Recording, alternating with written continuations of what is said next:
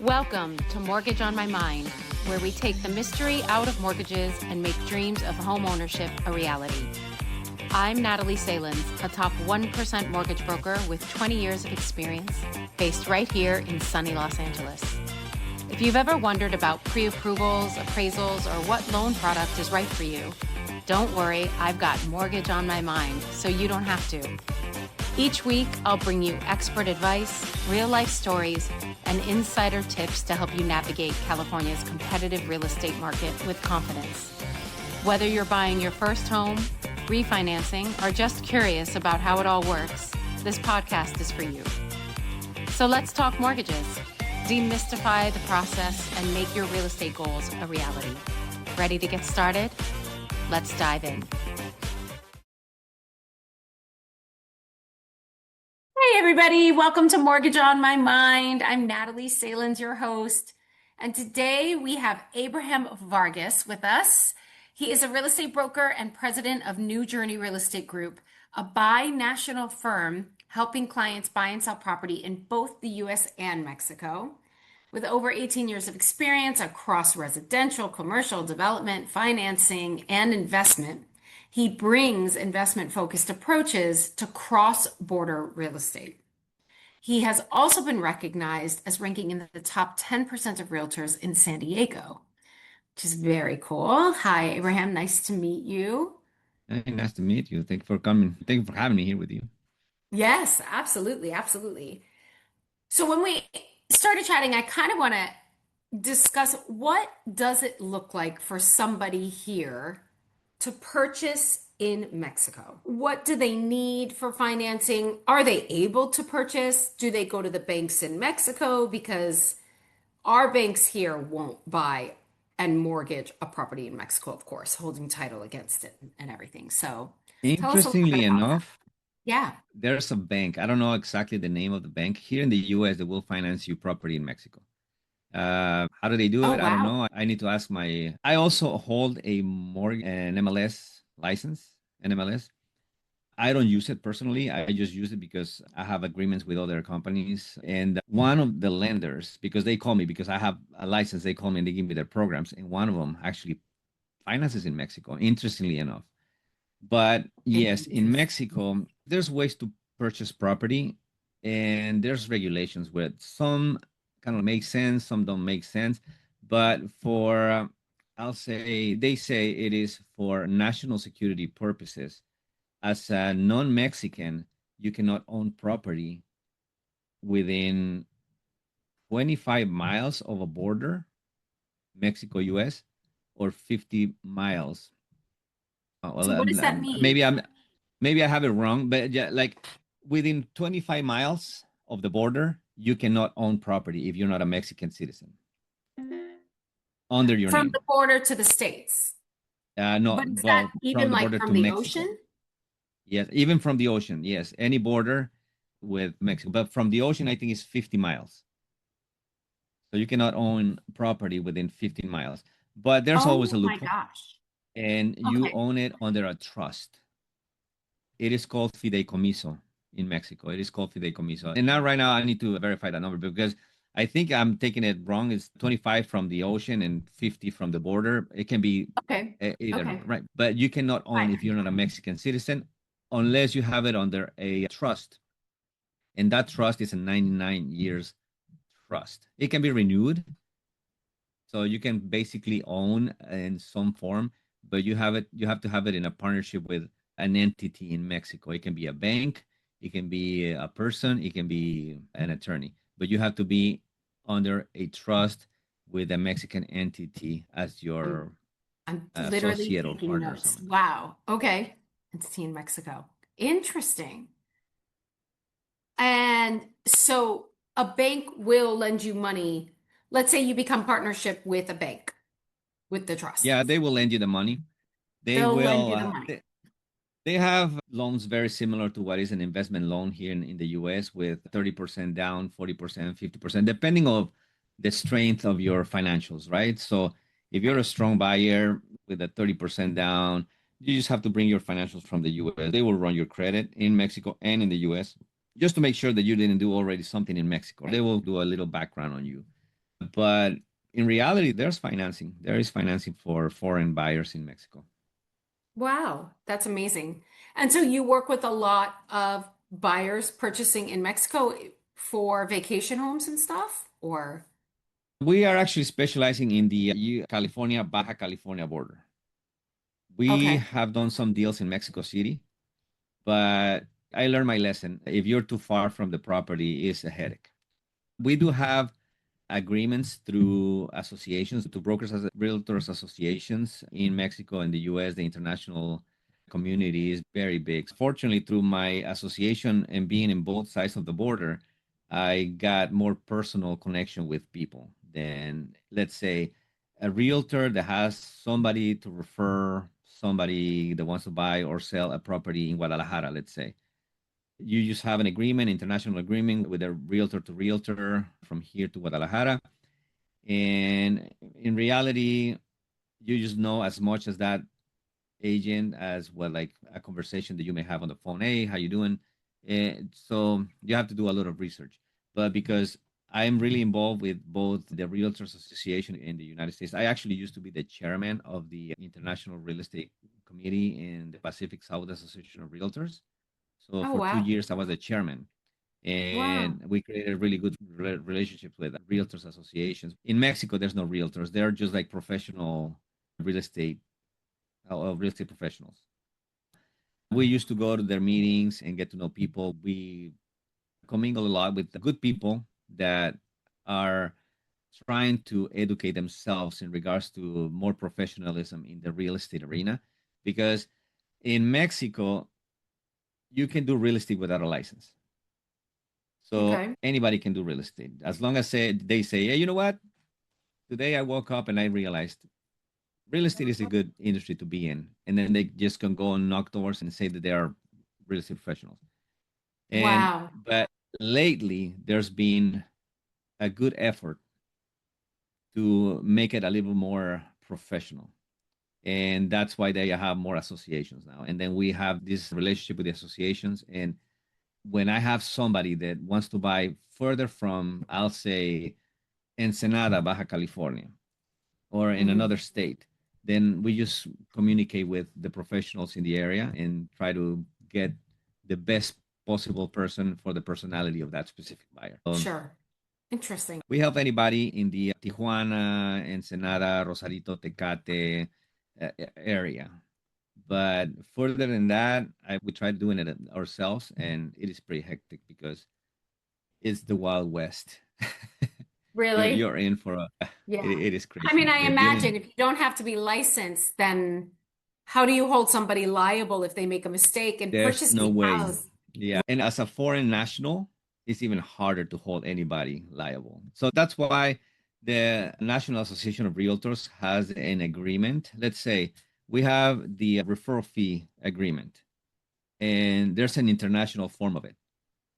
But in the very end, in little tiny letters, that agreement says we cannot enforce it. So kind of How do like you enforce it? pretty much they say good luck finding the right person that is not gonna walk away with your commission. How Yeah, do you enforce it? Yeah, and that's why yeah, most banks will not finance there, right? Because how yeah. do you hold somebody accountable to pay it? It is You extremely risky. But one thing that I noticed in the past 6 months is that there's not a lot of movement right now. It's pretty quiet. really Yes, interesting. yes. I wonder why. All the uncertainty in regards to the Oh, can't even dollar. believe I said that, obviously. I'm not even sure what I was thinking just then. Yeah. So let's say Found that, about a year ago, and this I could feel that pain, to be honest with you, because I was investing in Mexico too. So about a year ago, the dollar, the exchange between the dollar and the peso was like 22 pesos per dollar. Today is about 17.50. And you say it's 3 pesos, 3.50, it's not a big deal. But when you're talking in thousands of dollars, it makes a big difference. sure.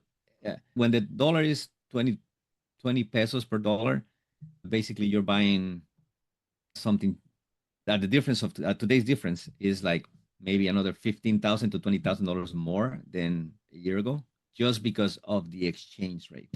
So the exchange rate is something that you have to consider if you're investing in Mexico. You need to consider it because just the exchange rate can make you a lot of money if you're in the right side of the transaction, but it can break your deal if you're in the wrong side of the transaction.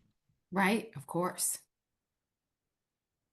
Wow. And have you found, do you work with immigrants here in the States that have a visa that want to purchase or even just have a number In Mexico or here in the from US? Mexico? Like people Well, coming here and that want to buy here, that have been oh living yeah, here. oh That yeah, want to, absolutely, constantly. We're actually specialized in ITIN loans, and I say immigrant purchases, to be honest, because I'm from Mexico City, so that's my background, and people feel comfortable working with somebody that speaks their own language. So we're pretty attractive to the immigrant buyer or seller. And I think that the ones that are buying now are the immigrants, to be honest, because an immigrant family doesn't have an issue living 3, 4 different families in one house. And so they combine their incomes so they can qualify for the property. And it can be because we have a lot of ITIN clients that have very strong businesses. So the unfortunate part for them is that they don't have a social security number, but they've done everything right and they are sacrificed a lot. Work with a client I worked with them for 15 years to prepare them to buy because their business was going up and down. They don't have a social security number. So we helped them, we prepare them. And now they have a very strong, very good produce company. And finally, after so many years, they were able to purchase their really nice dream home, like a really nice home. Yeah, I would give ITIN loans all the time. We have brokers that do it. You do need a larger down payment for them, of course, because the risk level of having a small down payment is very high, of course, just in case something They are happens. actually starting to get creative and more helpful. There's 5% down ITIN loans. But unfortunately, and this is the deal, I have friends in Texas. They do real estate and they do, I don't know, 6 to 7 deals per month, and they are just ITIN. And they say to me, I don't understand how you're not making at least 5 deals every month with ITIN because ITIN is a beautiful niche. And it's true. Let's explain to the audience what ITIN is for everybody. Okay, so if you don't have a social security number, you have to apply with the IRS for a tax number so you can prepare your taxes under that number. And that's the ITIN, individual tax identification number. Individual tax identification number. That's what it means. Yes. And you can get ITINs from having a business. Right.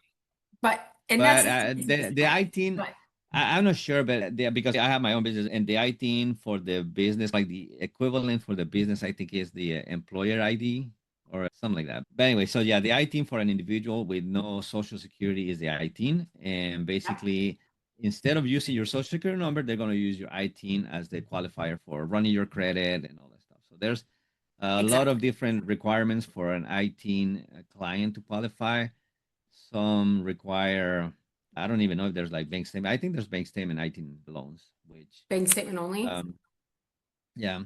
And but I've not normally we want to see a business and a business return, but I don't do that. I don't do that many. I've done a few, but yeah.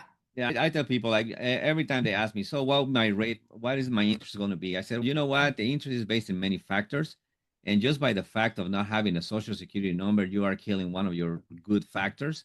So it's going to be a high interest and it's going to be a higher down payment. So they're prepared. So going back to my friends in Texas, they are killing it with ITINs. But I tell them, you have to understand that you are selling houses for $150,000, $200,000. So a 20% down payment on that is $40,000. For us, you're talking about at least $700,000. Exactly. So not everybody, even the most successful business owners with an ITIN, they cannot just come up with a couple $100,000 down payment just like out of nowhere. So it is a little more difficult, but it is possible. It is possible. There's people out there that have been very successful in their business. That's wonderful. I think There are plenty of people who live in this country that pay their due and their taxes every single year and deserve to also own. I'll tell you something. This is a personal story. I used to be yeah. illegal. I came Mhm. here at the border. I crossed the border through the desert in 2004. I Wow. went through the painful process of becoming a citizen. Fortunately, I got married with a beautiful wife, my beautiful family, and through that, I was able to. When I went through a very painful process, it was painful to go Yeah. through that process, and it is these people. And I pay my taxes every year. I don't know. It's Sometimes people say, totally. "Hey, they don't pay taxes." We pay taxes. We pay taxes. Uh, That's why we have the and- ITIN. That's why they have the ITIN number. exactly. So I believe me. I think the reason why people get attracted to me in regards to this specific type of loan is because I understand their story because I lived it myself. Yeah, of So course. that's why I'm willing to help them. I'm like here to help them. I'm here to help anybody, but Yeah. understanding somebody's pain, I think makes you a little more effective in regards to communicating with them, to guide them. Well, so you have the story and understand it and have come across the other side of it. Yeah. You understand the road because you've walked it. It's that. But yeah, I have clients that have been in the country for 10 years and have a successful business that they've started 8 years ago, but they do not have a social security. And the credit, of course, is very limited, but they do have Mhm. an ITIN because they file their taxes every year. They pay more taxes And than a lot sometimes of actually, Americans I know. they are mostly business owners because without social security, usually you cannot work a W-2 job. So Right. basically, Of you have to course. get creative and go on Create your your own and do it on your own. exactly. Exactly. So thank you so much. Do you think you were mentioning a few things before we started that you think are important for us to understand based on your purchasing land and why land is so important right now? Actually, yeah, going back to the immigrant buyer, they Yeah. think that a great alternative to buying a house is buying land. And I used to have it is interesting. I used to have an agreement with Redfin. It was Redfin that they sent me like constant referrals for people that went to their website and saw a property and they liked it. And then they said, okay, we sent you these clients because we see that you specialize in land and we will get a percentage. It's about a 35% agreement when you close a deal. They sent me, I'm not kidding, they sent me probably at least 90 to 100 prospects interested in buying land in Riverside County, here in California, in Riverside, in San Diego, in Orange, no Orange County. Orange County land is expensive. Mainly San Bernardino, Riverside, and in San Diego counties. And out of those 100 people that I got with through Redfin, only one person purchased land. And the Mm. reason why is because they're so excited to see, okay, this piece of land looks like a half of an acre for $150,000. I think I can handle that. There's some land loans. It's not really easy to get one, by the way. A lot of money down. Yeah. It's 50%, 50, 40. I don't think anybody will do it for 40 to 30%. It's 50. 40 Mm-hmm. to 50% down. So it's a lot of Mm-hmm. money, but it's, hey, 50% of 70,000. A lot of people have that money. Fortunately, hardworking Sure. people have that money and they said, you know what? I can buy this piece of land and then I can go and purchase a mobile home and sit it there. But I guess it's like when the more you know, the more you fear things. The kind of, I don't know, more you see more, and then you can tell, you know what, this can be problematic. And I used to own an engineering firm with Oh, a wow. couple partners, and we used to develop land. And we used to deal with counties and cities constantly regarding new development for either commercial or custom homes. So I tell people when they call me about, hey, I want to buy a piece of land, I want to see if I can sit a mobile home in there because I know they will be cheaper than building a brand new home and stuff like that. And I said, okay, let me tell you a story here pretty quick. You want to buy land. And have you ever built something in your life? No, not really. I know a little bit of landscape. My business is landscape. My business is framing or whatever. They know maybe sometimes one trade of the whole construction process. I said, perfect. You are a little more advanced than other people. But the situation here is understanding land development, because even if it is an eighth of an acre or 5 acres, before building something, you have to deal with land development. And land development is pretty tricky because Yes, there's hidden stuff. You can there's a lot of things that you can see, and there's a lot of things that you don't see. And you don't know who you're dealing with. Anywhere in Southern California, Riverside County used to be a little more lenient in regards to stuff, but they just follow suit with everybody moving from San Diego County to Riverside County, or from Orange County to Riverside County. They got a little savvier because everything, a lot of it is about the money. So they put a lot of situations that make it very difficult to deal with it. And I said, this land is going to cost you about $150,000. Let's say that because it's been on the market for such a long time, you can lower the price to 100. Let's say 100,000. We're going to lower it at 50,000, no problem. But the problem with this land, and you can see different things, like when you develop land for so many years, you can tell, okay, I see a problem here. One problem, I don't see electricity here. I don't see water. I don't see sewer. Okay, so we have 3 problems right here. The main ones, which is utilities. Let's say no sewer, that's okay. You can fix it with sorry, I'm blanking, with the septic system. So you install the septic system. So a problem solved. Electrical. Sometimes people say, okay, I can put solar. Okay, maybe solar will fix that issue. But then we go to the next one, water. Maybe there's water and you have to drill down. Depends on how deep the water is, how expensive your water well is going to cost you. So there, in those 3 solutions, you already spent over $100,000.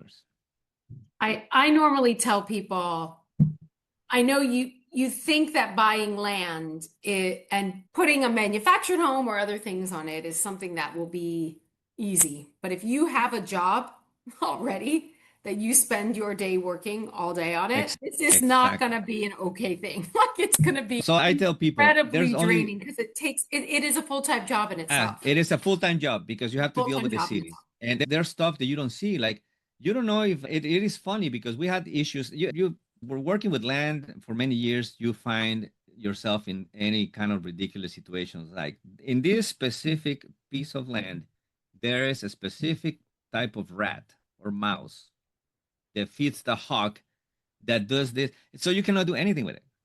You have to have environmental permits. And usually, I said, to develop a land, you have to have land development permits, which is grading, which is whatever else. You have to have all your utilities. You have to have your building permitting. You have to have environmental. You have to have fire permit. If you're missing one of those permits, that's it. Let's say that you have your building permit, you have your grading ready, but for some reason the fire department doesn't like your planning. Then they don't give you the final stamp. Just because of that stamp with the fire department, you are in for a 6-month battle. It depends on the architect and the engineer you hire, because if they're too busy, a set of corrections can take months. Just to say, the city will tell you, okay, we need to correct this in your plans and this and that. And they say, okay, that's fine. Take it back to your architect or your engineer, and they will take care of it. But if they're busy, they're going to put you in the back of the line because you already paid them. So they're not going to pay attention to you. And then when they have time, they're going to make your correction. And it can take weeks. And then after those many weeks that they make your correction, it goes back to the city or the county. And then they're going to review them. And it's going to take another 2, 3, 4, 5, 6 weeks because they're also busy. So anything. So I tell people, if you're ready for that kind of headache, if you are ready for a construction project, requires a lot of money. Because if you have okay money, your project will be moving in an okay pace. If you have little money, your construction project will be moving like really extremely painful.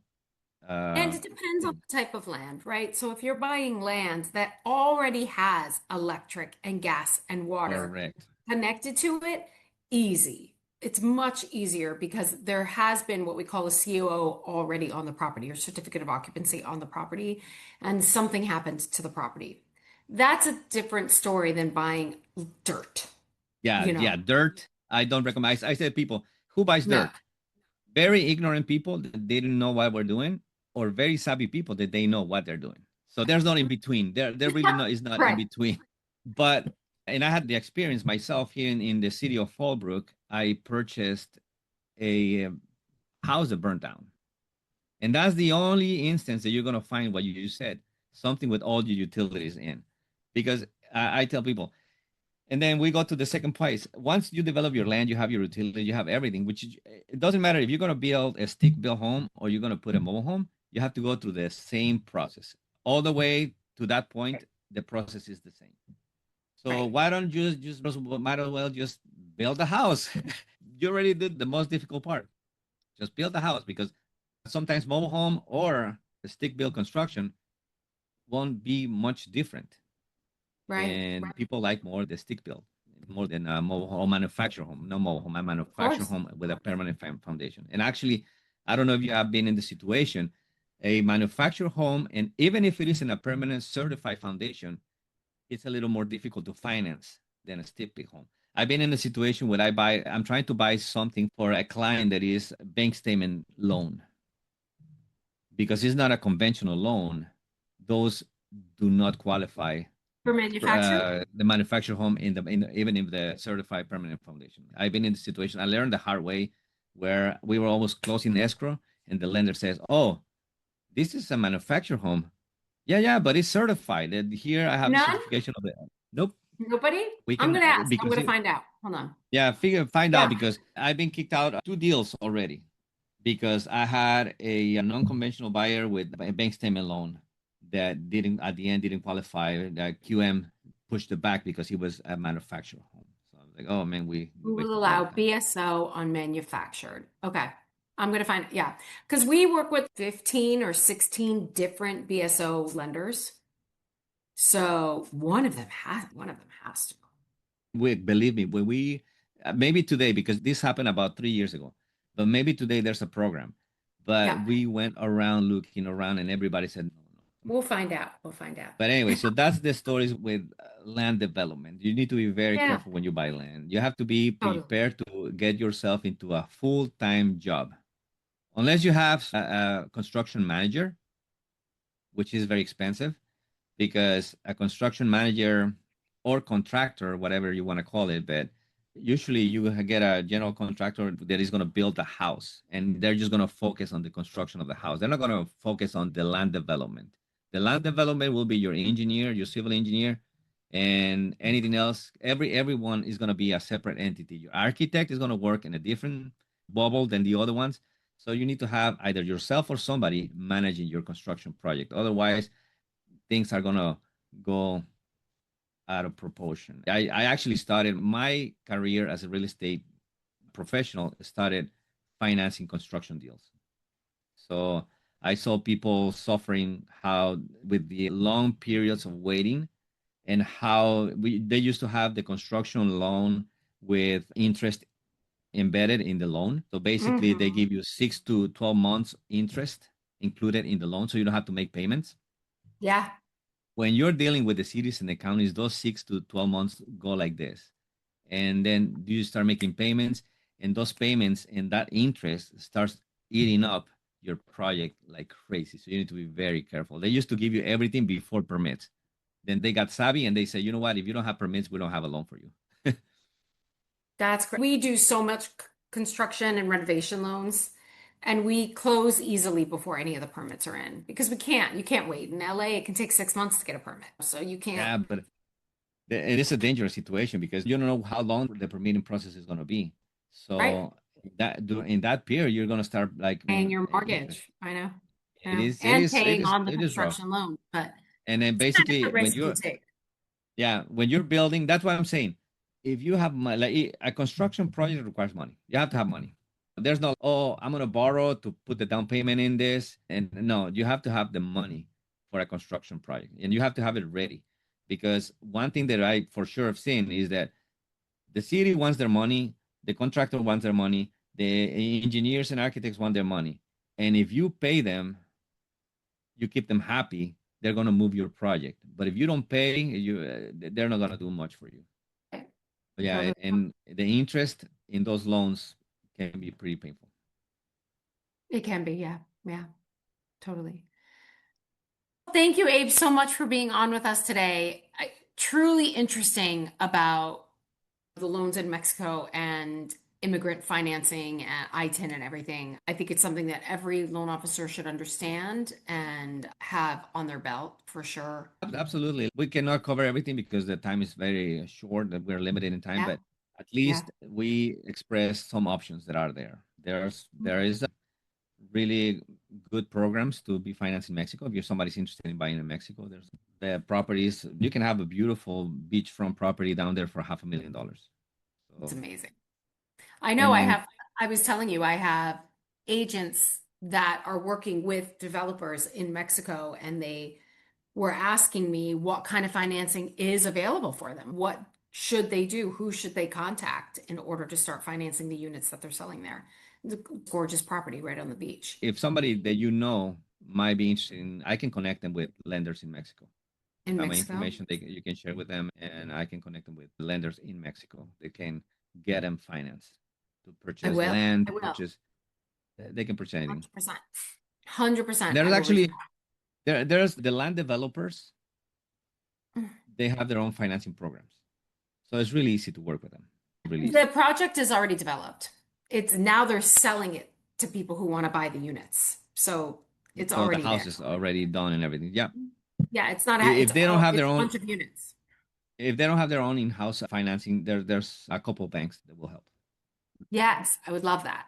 I will reach out to you for that 100%. 100%. Okay.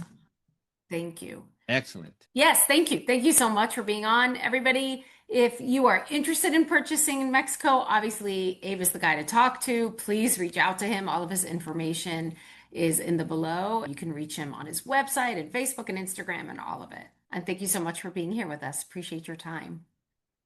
Thank you. Thank you. Thanks for listening to Mortgage on My Mind. If you're ready to start your mortgage journey or have any questions, I'd love to help. With 20 years of experience, I make the process as simple and stress-free as possible.